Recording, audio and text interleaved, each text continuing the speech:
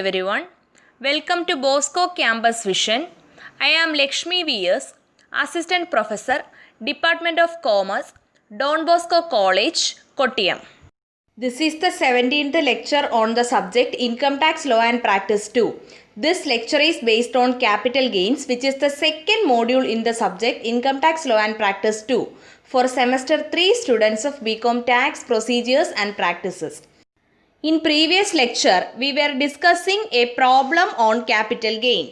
And in this lecture, we are going to discuss about capital gains exempt from tax. Capital gains exempt from tax il varuna pradhanapettava endokkeyanu ennu nokkam. First one, capital gains arising from the transfer of residential property, section 54. Second one, capital gains on transfer of agricultural land in urban area, section 54B. Third one, capital gains on compulsory acquisition of land and buildings, section 54D. Fourth one, capital gain on transfer of a long-term capital asset which is invested in long-term specified asset, section 54EC. Fifth one, capital gain on transfer of a long-term capital asset which is invested in units of a specified fund, section 54EE. Sixth one, exemption for long-term capital gain on investment of the consideration in residential house, section 54F.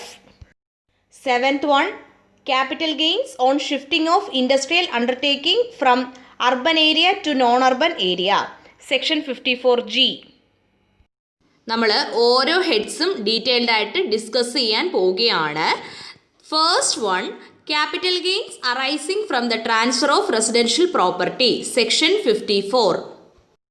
Residential property transfer ചെയ്യുമ്പോൾ arise ചെയ്യുന്ന capital gains ആണ് section 54ലാണ് വരുന്നത്. Okay, അതായത് residential പർപ്പസിനായിട്ട് use ചെയ്യുന്ന ബിൽഡിങ്ങോ ലാൻഡോ ഒക്കെ transfer ചെയ്യുമ്പോൾ അവിടെ arise ചെയ്യുന്ന ക്യാപിറ്റൽ ഗെയിനിന് ലഭിക്കുന്ന എക്സംഷനാണ് ഈ സെക്ഷനിൽ ഡിസ്കസ് ചെയ്യുന്നത്. ഓക്കെ, സെക്ഷൻ 54 പ്രകാരം റെസിഡൻഷ്യൽ പ്രോപ്പർട്ടി ട്രാൻസ്ഫർ ചെയ്യുമ്പോൾ അറൈസ് ചെയ്യുന്ന ക്യാപിറ്റൽ ഗെയിന് എക്സംഷൻ ലഭിക്കണമെന്നുണ്ടെങ്കിൽ certain conditions fulfill ചെയ്യണം. And the conditions are, first one, the building is owned by an individual or Hindu undivided family.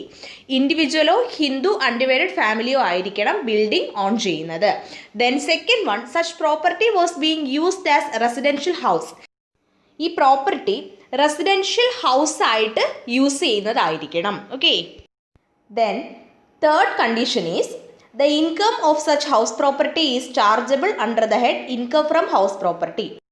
ഈ ഹൗസ് പ്രോപ്പർട്ടിയുടെ income from house property എന്ന ഹെഡിൽ chargeable ആയിരിക്കണം. Okay, then fourth one, such building or land was held by the individual or HUF for more than 24 months before transfer.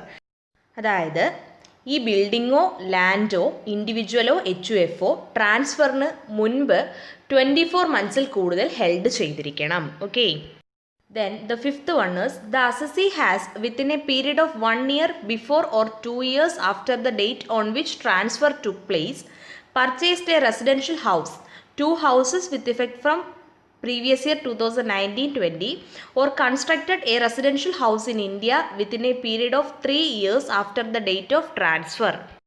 അതായത് ഈ assessee ട്രാൻസ്ഫറിന് മുൻപേയുള്ള 1 വർഷത്തിനുള്ളിലോ transfer കഴിഞ്ഞുള്ള 2 വർഷത്തിനുള്ളിലോ ഒരു residential house purchase ചെയ്യുകയോ അല്ലെങ്കിൽ transfer കഴിഞ്ഞുള്ള 3 വർഷത്തിനുള്ളിൽ ഒരു റെസിഡൻഷ്യൽ ഹൗസ് കൺസ്ട്രക്ട് ചെയ്യുകയോ ചെയ്യണം. റെസിഡൻഷ്യൽ ഹൗസ് പർച്ചേസ് ചെയ്യുന്ന കേസിൽ 2019-20 പ്രീവിയസ് ഇയർ മുതൽ, ദാറ്റ് ഈസ് 2020-21 അസസ്മെൻറ്റ് ഇയർ മുതൽ 2 houses വരെ അസസിക്ക് പർച്ചേസ് ചെയ്യാം. Okay, capital gains exempt from tax ആണ് നമ്മളിപ്പോൾ സ്റ്റാർട്ട് ചെയ്തത് ഈ ലെക്ചറിൽ. അതിൽ ഫസ്റ്റ് ഹെഡ് നമ്മൾ ഡിസ്കസ് ചെയ്ത് തുടങ്ങി. ഫസ്റ്റ് ഹെഡ് പ്രകാരമുള്ള എക്സെംഷൻ ലഭിക്കുന്നതിന് സാറ്റിസ്ഫൈ ചെയ്യേണ്ട കണ്ടീഷൻസ് ആണ് നമ്മളിപ്പോൾ ഡിസ്കസ് ചെയ്തത്.